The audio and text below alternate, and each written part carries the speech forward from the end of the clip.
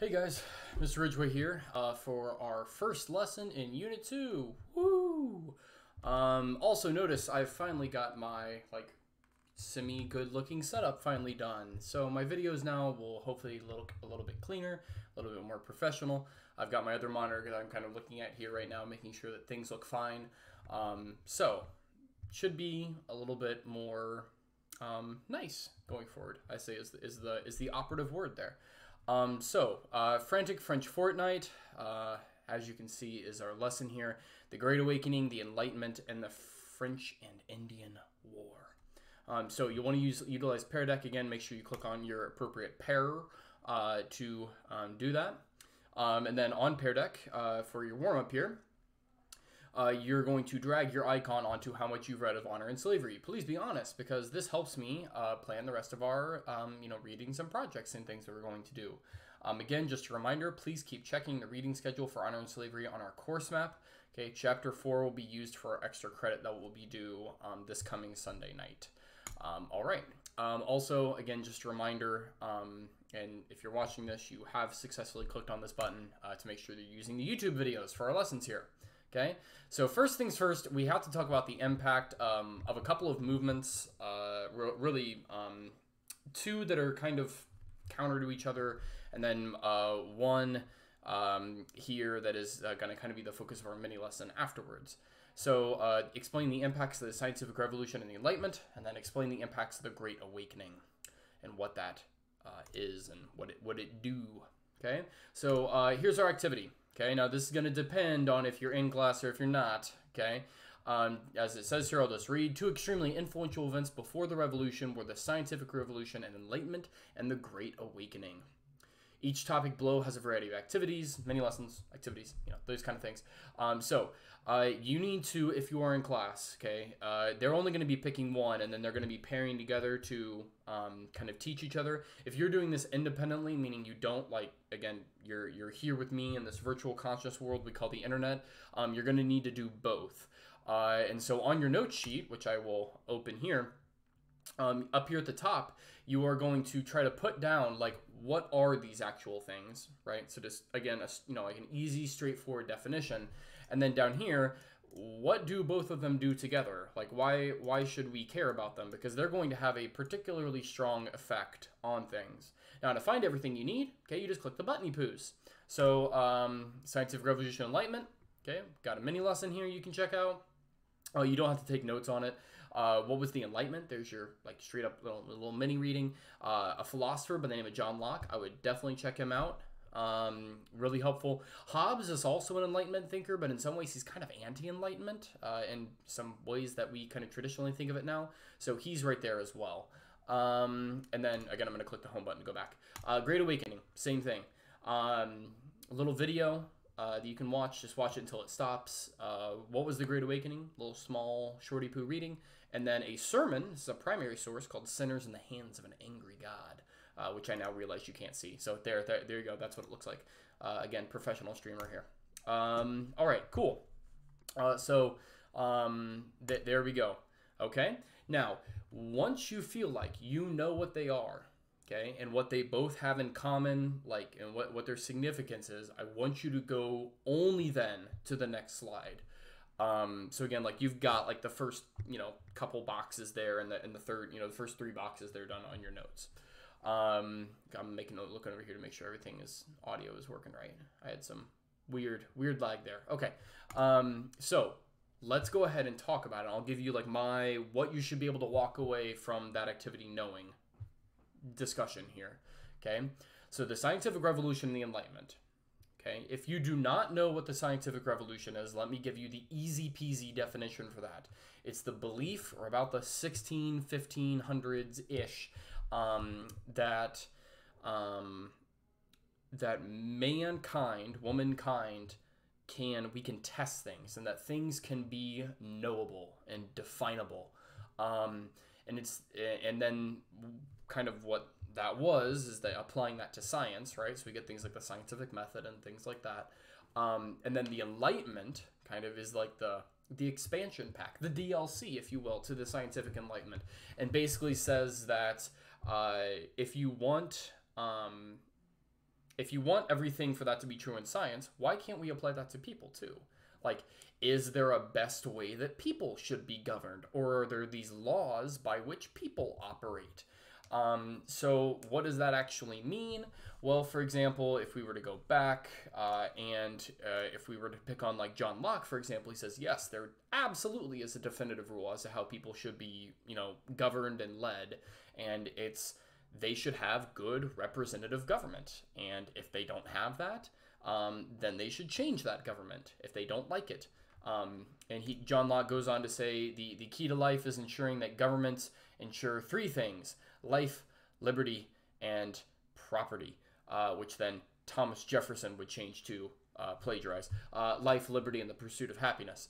And then the French Revolution's like, yeah, we want our own thing. Life, liberty, and fraternity. So there you go. And again, Locke is trying to discover, like, is there a best way that human beings should be governed? Hobbes is another Enlightenment thinker, but he comes up with a very different answer. He's like, no, human beings are trash garbage. And if I look over here and click on the link for Hobbes, okay, you can see that Hobbes does not look happy. Okay, Hobbes is not exactly a happy dude, and there's a good reason why. He thinks that human beings suck, and he basically says what life is like is it's like the purge. And if you do not have a way of restraining human beings, it's going to be a disaster. Because human beings are what he says we are cruel, brutish. He says life is, cruel, brutish, and short. That you have to have a super strong government in place to hold people down. Okay? And this idea then is that people, in order to make society work, you have this really, really strong government that basically oppresses everybody, is that people agree to be oppressed. We give up our ability for freedom. We sign something we call a social contract. And so we give up part of our freedom in exchange for being able to have the opportunity to be part of society, right? So like you may want to go streaking down, 267 in Avon, but you can't, because then you can't be part of society, for example. There you go. Obviously, Hobbes would like absolute monarchs, which are kings and queens in this case, and Locke is not too much of a fan of them. Okay. Now, how does this all play out? Like, why have I taken so much time to talk about the Enlightenment and the scientific revolution? Well, in terms of the significance, notice here that we are challenging the power of absolute monarchs. Okay, and that's really, really important for something that's going to happen soon in U.S. history. I wonder what. And also notice here that there is a shift to thinking about what is important for your brain noggin thinkamajig, okay, your mind, over the power of your heart. Okay, the idea that like we can measure what's going to happen in the world as opposed to just believing that something will happen in the world, and that's a big deal. Now, the Great Awakening is very different. Okay, the Great Awakening is kind of an overseas thing, an Atlantic experience, but it's also something that is very unique to the colonies themselves. Again, I will try to give you the 30-bit version here until I kind of spend too much time here. I don't want to do that, but right here, okay, you can see that Jonathan Edwards, who is a Yale minister, okay, refuses to convert to the Church of England. We have all these very famous preachers. George Whitefield, that's how you pronounce that name. I know it looks like Whitefield, it's pronounced Whitfield. Was a minister of Britain who toured the American colonies. So it is kind of an Atlantic thing, but what makes this very, very special is that the Great Awakening is a backlash to the Enlightenment. So this idea that people are finding themselves too concerned with worldly matters, whether that be wealth, whether that be the idea that certain people should be in charge of churches that they felt like they should not be in charge of anymore. It could be that they're relying too much on Enlightenment ideas, et cetera, et cetera, et cetera, et cetera. And when the Great Awakening starts, it is just a wildfire of conversions that occurs. Now it's mostly okay up in the northern colonies, although it does spread around. Okay, and we could talk about all the different kinds of ministers that happen. But with that all being said, it really does probably, I think we can safely say, hit the middle and the northern colonies the hardest. Now, in terms of what are Whitefield and like what are the great, what's the whole Great Awakening thing about, and what are they trying to do? It's really this break between, it's kind of this emphasis for a lot of ministers and preachers and things like that, that they are wanting to create a more kind of democratic experience of religion.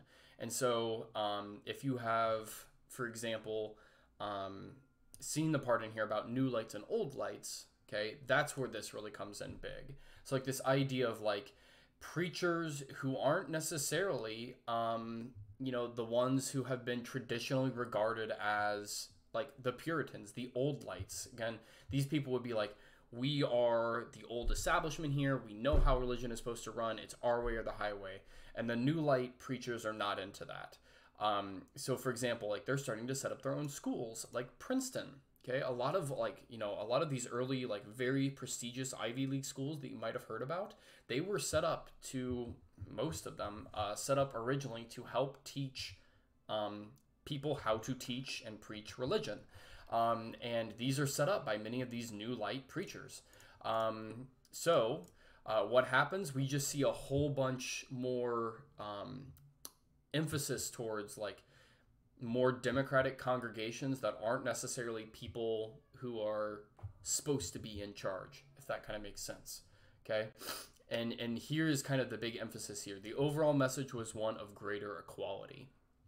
This idea that, our ministers don't necessarily need to come from the upper class, and that helps kind of break down some of this traditional respect that's been there for the old people that have been in charge. Now, at the end of this, you're like, okay, Ridgway, what the heck do both of these have to do with each other? Well, okay, if the scientific revolution, Enlightenment, is like mind over heart, and that kind of makes sense to you, that we can test things, right? And then this is like, no, go with your heart over your mind. It's all about feeling, okay? Like, you can experience Jesus without having to go through the Puritans.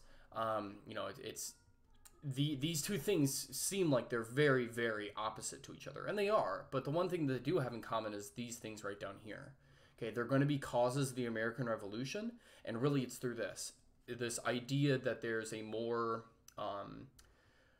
bottom-up kind of approach to society, okay, both emphasizing equality over deference to these upper classes that have existed in the past. For the scientific revolution and Enlightenment, it's that they're challenging the power of absolute monarchs. And again, this is, if you don't know, because again, you need some background knowledge here, absolute monarchs at this point had claimed this idea called divine right, that God had made them king because God had done it.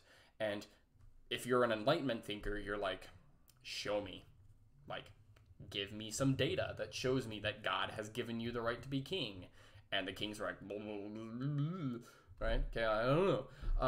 But down here, okay, what does this mean for over deference to the upper classes? It means that they're not going to be as kind to this old light establishment that's been there in terms of the democratization of religion. These ministers are not necessarily going to be Puritans. They might come from these new schools like Princeton or other places, which again is still probably very upper class, but it's not traditional in any notion. Okay, so that's kind of the significance of both that I would write down. All right. Again, I know that's kind of complicated and hard to understand if you're not here in class, which is why I really wanted to take some time to dive into that. Let's get moving on. Okay, the French and Indian War, we have got to talk about this, the causes, the impacts, those big things. So what causes a war to break out, and how does a war affect a society? So right here, you can see this is pretty much what the French and Indian War looks like. Okay, now if you'll see, if you see this kind of nice big circle that I slapped on here, this is where most, like 99% of the action happens in the French and Indian War. It's out here in all these different forts, which is why I like to call it Frantic French Fortnite. And another misnomer, it is not between the French and Indians. Okay, we'll get to why it's called that here in a second. Much like the elections of our current time, okay, there's a lot of competition over the states that are in the Ohio River Valley. Okay, I never thought that, I could ever say that, fighting over someplace like Ohio would be really important, but it's funny how kind of history comes and, comes back around to itself, right? So what's going on here? Well, at this point in the colonies, there are three big powers that are still, well, four, okay, that are still there. One are the colonists, okay?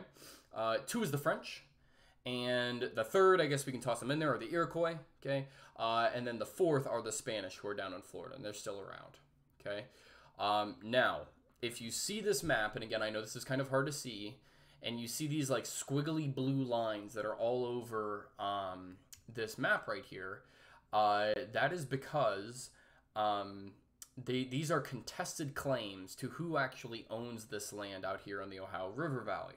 Okay, and so what France starts to do, illegally and not, I mean, right, if it's contested, it's contested, is they start to construct all these forts out here, okay, especially around the Great Lakes, okay, so in like places like Quebec and, Detroit, et cetera, et cetera, and then even in some places, again, out here more straight in the Ohio River Valley itself, okay, so you get the idea. Now, besides all that happening, what you also need to understand is as the colonists are expanding this way, okay, the French are still there, and so the Iroquois, again, who are kind of in this New York area right here, are also starting to get squeezed and like more and more and more and more. They're being pushed to sell their land by the British. They're losing their ability to play the Europeans off of each other. It's not a good situation for them. So that's kind of the background of what's going on here in this particular war. Now I want you to guess who strikes first before you hear me tell you here in a second. But you can see here, this is not going to be a war between the French and Indians. No, it's going to be the French versus the British. Okay, and the reason why we call it the French and Indian War is because those are the two who team up against the British. Okay. So think of it that way. So I want you to guess who's going to attack first. Do you think it's going to be the British, or do you think it's going to be the French? Okay, so drag your flag icon to the appropriate one. All right. What happens? Well, George Washington decides to take a... you're like, George Washington? What? Takes an expeditionary force to the Ohio River Valley. Now, okay, he was instructed by the British, so yes, the British are going to attack first, the jerks. And if you see here on our little mappy poo, grab a pen here, not red, then never gonna see that. Okay, he is instructed to march a force out of Virginia, okay, over here to a little fort called Fort Duquesne. It looks like it's supposed to be spelled Fort Duquesne, but it's not. He is instructed to take that. Okay. Now, Washington. What can I tell you about Washington? He's bad at fighting. Okay. Washington is just extremely inexperienced, and this is probably going to be the thing that he is most known for in the French and Indian War, is just losing. It's not necessarily totally his fault. He just doesn't know what he's doing. So he's out marching. If this is my little marchy route, he's out marching out here to Fort Duquesne. Oh, go back. Thank you. And here's Fort Duquesne over here. Can we stop it, please? Thank you so much. So here's Fort Duquesne, this little X over here. And so he kind of like stops like halfway, okay, like when he's getting there. And he decides to build a little fort to stop, to kind of rest before they can attack the fort. And that was called Fort Necessity. Now, fun fact about Fort Necessity, that's it right there. You can see the little, here, let me take off my webcam so you can see that. It's a little beautiful picture of Fort Necessity. It's tiny, okay? And he builds it, no joke, okay, So again, if this is Fort Duquesne, let me find like a place I can draw here. So here's the fort, okay, right here, the little circle, and he builds it, no joke, in between two gigantic mountain ranges. Okay, they're not huge, but they're significant. So what happens is, well, wouldn't you know it, the French and their Native American allies are like, there's this force marching to us, and they've stopped at this fort right here that they've constructed. Why don't we just put cannons right up on top of these mountains and then just shoot straight down into it? And that's exactly what they do. And they send Washington packing. Okay, they basically send him home, tail between his legs, and say, please don't do this again. You did bad. Go home. And he goes home. Okay. Now, first time doesn't work. So what do you got to do? Got to try again. Okay. Now this time, Washington gets sent as part of a later army by it's led by a British general. His name's Edward Braddock. Okay. And this one goes even worse than the first time. Okay. Braddock does not believe in any respects at all. In terms of respecting what the French and Native Americans are capable of doing. He literally just marches his men in single file towards the fort. Like, not single file, but like 5 across, you get the idea, right? And they get ambushed. Braddock gets killed, okay? On the spot. I believe they, like, if I know their story right, they like bury his body on the side of the road because they don't have enough time to like properly get it. They didn't want his body to be ravaged by the French and Native Americans after they he had died. Washington gets like 3 or 4 horses shot out from under him. Bullets through his coat, and still lives. It's a disaster. Okay. So the British try to strike first, but it do not go well, and it's a mess. Okay. So that's all you really need to know about the British striking first. Now you can see here, we have our breakdown of who's on each particular side. The thing that may seem a little bit odd about this that you also need to understand is that the British, yes, and British colonists are on one side, the French and obviously most, for example, Native Americans are on the other, including the Iroquois. But this is also an overseas war, okay? And this war gets a special name overseas. I don't know if it's going to pop up here because I'm not sure if I coded this correctly. Yeah, I didn't. But let me get rid of this. Yeah, erase the link, please. Go away. Go away, please. Okay, there we go. So this is also called the 7 Years' War overseas. Okay, so this has a different name depending on what part of the world that you're looking at. Okay, and on one side it's Britain and Prussia, and the other side, again, makes sense here, the French, but then also the Spanish and also Austria. Okay, that's kind of all the background that you need to know for it. Now, if we go to the rest of the war, okay, and I'll just kind of, again, sum this up for you if you're not with me in class. The rest of the war goes actually really well for the British. They take Quebec, okay, they take Montreal, and at that point, once you've gotten like your hold on that, like that's game over. That's pretty much it. And so, oh yeah, and there right there you can see Washington and Braddock, and again, it's a disaster. That right there kind of tells you how this war is going to end. It doesn't go well for the British at first, but eventually it does go well.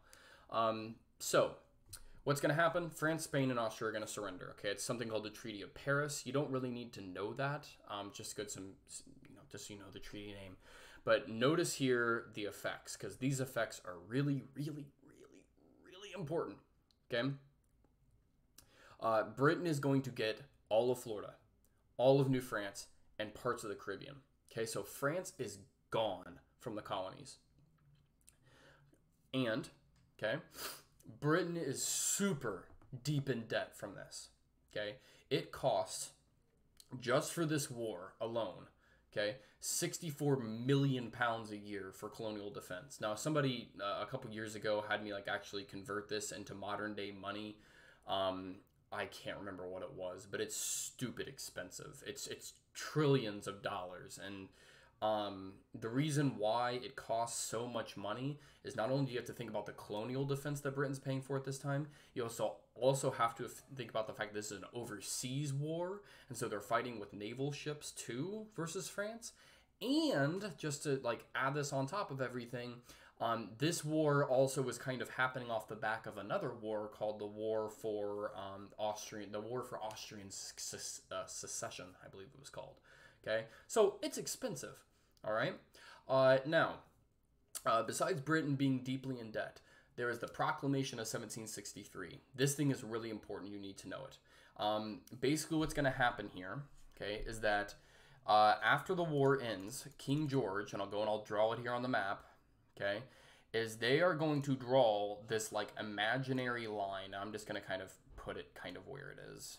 This is, again, an estimate, okay, like a big blue line right here. And what the British say is, you colonists are not allowed to go past that line. Now, the theories as to why this was done are, I've heard multiple explanations. Okay, one convincing one that I've heard is that this would simply stop the chance that colonists would get in another frontier war with Native Americans. And that makes sense to me. The other one that I've heard, this is the more cynical take on it, is that, well, if they're not going to be far away, then it's easier to tax them. And that might also be true. Regardless of all of this, though, okay, the thing that this is going to do is it's going to make the colonists very, very angry. Okay, because if there's one thing that Americans like at this time, they like land. They also like speculating on it. They like making money off of it. Okay, we're also going to get a new sense of colonial identity out of this. Somehow, like, the colonies are kind of their own thing. Come back to that later. Okay, and this is the big problem here for the Iroquois. They've lost one of their allies, and that is the French. Okay, they don't have the ability to play the French off against the British anymore. All they have are the colonists, and the colonists are British, and that's it. And that's going to make things much more complicated for them. Okay, so that is the end of our particular lesson here. And other than that, okay, you need to answer this exit ticket on Pear Deck. 3 things you learned today, 2 ways something you learned matters today for you, and then 1 question that you might have. Okay, and you're just going to type those over to the side. And once you do that, then you're all done. Okay, so I will see you guys in the next lesson, and I hope this was a helpful walkthrough. Bye-bye.